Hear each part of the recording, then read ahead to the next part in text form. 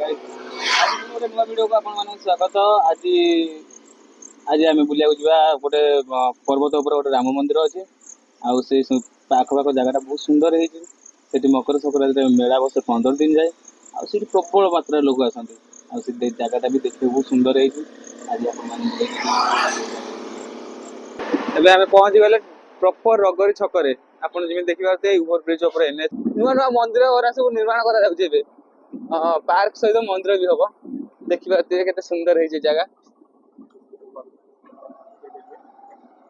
देखु केते बढ़िया मंदिर है। हाँ मे बी आई थिंक मुझे जानी ठीक से किंतु मंदिर हो सारा पर आसिक देखिए आराम से जमी देखिए भाई ये सुंदर सुंदर मंदिर अच्छी भितर को एलाउ ना जिते मंदिर काम पूरा सरज भितर को पशिया को परमिशन मिल जाने आपण मान निहाती भाव देखिए आपण मैंने देखिपे आम हुड़ी आसी पहुंच जाइछु आठी प्रायतः कहीं भी दुसुना ये गाड़ी रखा सुरक्षित नुह कान को बटौची देखा पाखे कौन घर थी गाटा से रखीदे आस कहीं आम उपरू जीवु आ गाड़ी रही आजिकल माने जो चोर माने कुआड़े आसे गाड़ी बाड़ी भांगी नहीं जुआ जीवे कौन कर किसी तो कर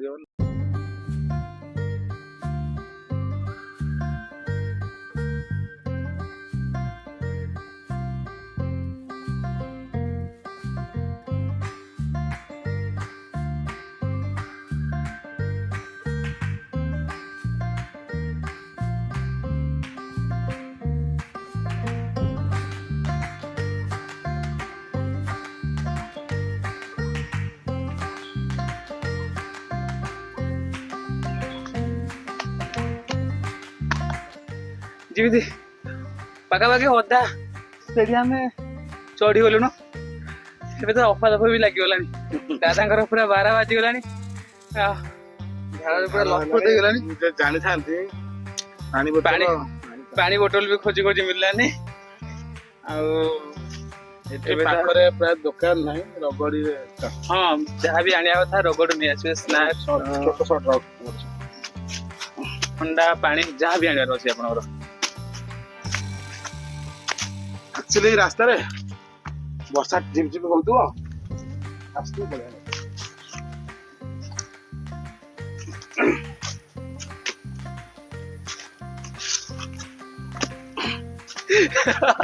दादा आंटे भरा देखी पार अवस्था दादा पूरा नद क्यार यही पत्थर पर जाइए बसिया बहुत बढ़िया मत देख भाई देखिए तो सुंदर चट्टान अच्छे ये आराम से बस देखिए दादा पूरा थकी गला अवस्था हो ना पानी बोतल खोजी खोजी तो मिलला नहीं शस गुरा फ्री रे मिल जाऊँ प्रायतः भावुँ लगी हाँ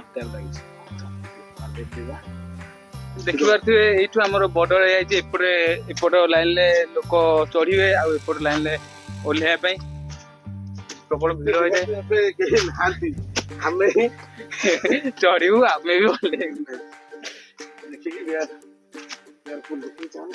हाँ जब भी आसवे केयरफुली चलते आगे अनेक सतर्क सहित जी पतर तले छोट छोट साप भी थी पारती वर्षा दिन केवल आ तो प्रायतः आउ कौ समय साप बेंग ए देखा पाइबनी कि वर्षा दिन सावधान होकर आसको पड़ो आपण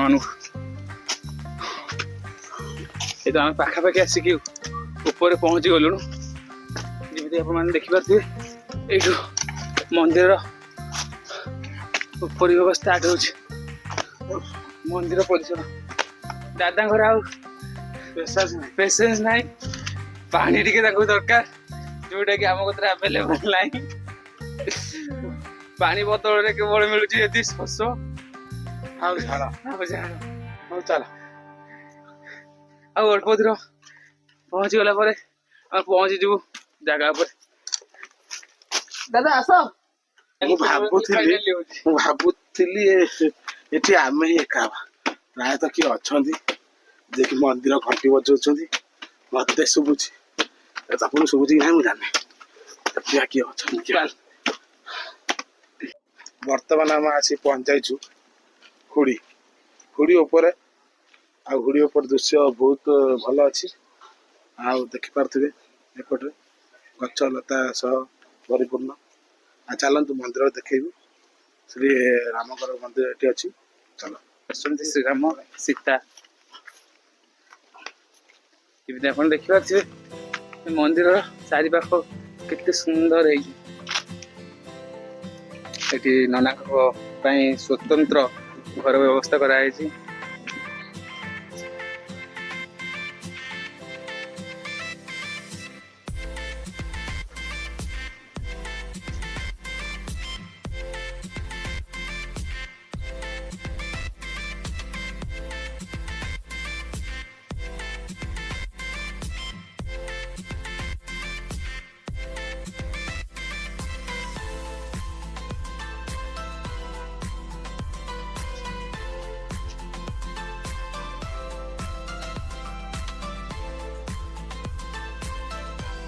ଆମେ ମାନେ ଏବେ ପହଞ୍ଚି ଯାଇଛୁ ନନାଙ୍କ ପାଖରେ।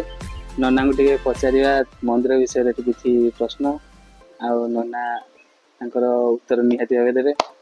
ନନା ଏଠି ଠାକୁର କେତେ ବର୍ଷ ହେଲା ପୂଜା ପାଇଲେ? ଜୟ ଶ୍ରୀରାମ। ଠାକୁର 1984 ମସିହାଠୁ ପୂଜା ପାଉଛନ୍ତି।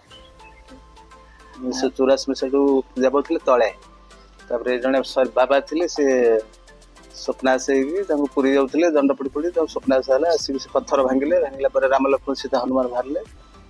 ବାହାରିଲା ପରେ ଏଠୁ 1996-97 ପରେ ମନ୍ଦିର ଷ୍ଟାର୍ଟ ହେଲା। ତଳନ୍ଦୀ ପ୍ରତିମା ଅଛନ୍ତି ଭିତରେ, ରାମ ଲକ୍ଷ୍ମଣ ସୀତା ହନୁମାନ ସେ ବାହାରିଛନ୍ତି ଅଷ୍ଟଧାତୁରେ ତିଆରି। ଭକ୍ତମାନେ ଦେଖୁଛନ୍ତି, ବହୁତ ଭକ୍ତ ଆସୁଛନ୍ତି ଦେଖୁଛନ୍ତି। ସବୁ ମକର ସଂକ୍ରାନ୍ତି ଜାନୁଆରୀ 14 ରୁ 24 ପର୍ଯ୍ୟନ୍ତ ବଡ଼ ପର୍ବ, ବହୁତ ଲୋକ ହୁଅନ୍ତି। ରାମନବମୀ ରାମନବମୀ ହୁଏ ଚୈତ୍ର ମାସ ଶୁକ୍ଳ ପକ୍ଷରୁ ନବମ ଦିନ 9 ଦିନ ଚାଲେ। ବହୁତ ଲୋକ ହୁଅନ୍ତି। ରଜ ଆସୁଛି, ଏ ରଜରେ ବହୁତ ଲୋକ ହେବେ। ରଜରେ ବି ଲୋକ ହୁଅନ୍ତି? ହଁ, ବହୁତ ଲୋକ ଆସନ୍ତି। ଏ ଯାଜପୁର ଇଆଡ଼େ ଦାନଗଦି, ଡୁବୁରି, ଆନ୍ଦପୁର, ଘଷପୁରା, ଏପଟ ବହୁତ ଆଡ଼ୁ ଭଦ୍ରକ ଲାଇନ୍, ସେଆଡ଼େ ପାଣି କୋଇଲି, ଷଠିପୁର, ଯାଜପୁର ଟାଉନ, କୁଆଖିଆ, ସେପଟେ ବହୁତ ଲୋକ ଆସୁଛନ୍ତି। ଆଚ୍ଛା ନନା, ଏପଟେ ଭାଲୁ ତ ବାହାରୁଥିବେ? ଭାଲୁ ତ ଆମେ ଦେଖି ନାହୁଁ, କିନ୍ତୁ ହରିଣ ଦେଖୁଛୁ ବହୁତ, ବଣ କୁକୁଡ଼ା ଦେଖୁଛୁ, କୁଟାରୀ ଦେଖୁଛୁ, ଝିଙ୍କ, ବଜ୍ରକାବତା ଦେଖିବ। ଆଉ ଏମିତି ସବୁ ଦେଖୁ, ବଣ କୁକୁଡ଼ା ଏମିତି ହରିଣ ବହୁତ ଅଛନ୍ତି। ଏଠି ଆପଣ ଏକା ରହୁଛନ୍ତି ନା? ନାଇଁ, ଆମେ 2 ଜଣ ରହୁଛୁ। 2 ଜଣ। ଯାହା ଦରକାର ପଡ଼ିଲେ ସିଏ ପଳେଇବେ, ମୁଁ ଯାହା ଦରକାର ପଡ଼ିଲେ ପଳେଇବେ। ଆଚ୍ଛା ନନା, ଏଠି ଆପଣ ଦିନ ସାରା ରହୁଛନ୍ତି? ଦିନ ସାରା, ରାତି ସବୁବେଳେ। ଆଚ୍ଛା, ଯଦି ଆମ ଯିଏ ଆମର ଲୋକମାନେ ଆସୁଛନ୍ତି ବୁଲିବାକୁ, ଆମର କିଛି ଏଠି ଅସୁବିଧା ବି ହବାର ନାହିଁ? ଅସୁବିଧା କିଛି ନାହିଁ। ଆମେ ଥିଲାବେଳେ ଅସୁବିଧା କିଛି ନାହିଁ। କିଛି ବି ଆମେ ନଥିଲେ ବି ଅସୁବିଧା ନାହିଁ। ପାଣି ଅଛି, ଲାଟ୍ରିନ୍ ଅଛି, ବାଥରୁମ୍ ଅଛି, ଭିତରେ ବୁଲିବେ, ଦେଖିବେ, ବଢିଆ। ଏ ଓଡ଼ିଶାର ଦ୍ୱିତୀୟ କାଶ୍ମୀର କୁହାଯାଏ କେଉଁଝର ଜିଲ୍ଲାର ବର୍ଡର। ସବୁ ପ୍ଲାଣ୍ଟ, ସବୁ ଗୁଡାକ ପ୍ଲାଣ୍ଟ ଏଠି ସବୁ ଦେଖାଯିବ ଏଠି ବସିଲେ। ଆଚ୍ଛା, ଆମେ ତ ଦେଖିପାରୁଛୁ ପ୍ଲାଣ୍ଟ ସବୁ ଦେଖା ଆଜି ଟ୍ରେନ ଲାଇନ ପାଖରେ, ଆଉ ବିରାଟ ଶାଳ ପିଆଶାଳ ଜଙ୍ଗଲ, ପ୍ରବଳ ଜଙ୍ଗଲ ଅଛି। ଜଙ୍ଗଲ ବି ସୁରକ୍ଷିତ। ବହୁତ ଲୋକ ଆସନ୍ତି, ପାହାଚ ବାଟେ ବହୁତ ଲୋକ ଆସନ୍ତି, ଭକ୍ତମାନେ ଆସନ୍ତି, ମନସ୍କାମନା ପୂର୍ଣ୍ଣ ହଉଛି। ବହୁତ ମନସ୍କାମନା ପୂର୍ଣ୍ଣ ହଉଛି। ବହୁତ ଗୁଆଟିଏ ବସିକି ଯାଉଛନ୍ତି, ବ୍ରତଟେ ବାନ୍ଧିକି ଯାଉଛନ୍ତି, ତାଙ୍କର ମନସ୍କାମନା ପୂର୍ଣ୍ଣ ହେଲେ ଆସିକି ଭୋଗ ରାଗ କରିକି ଯାଉଛନ୍ତି, ଦେଖୁଛୁ।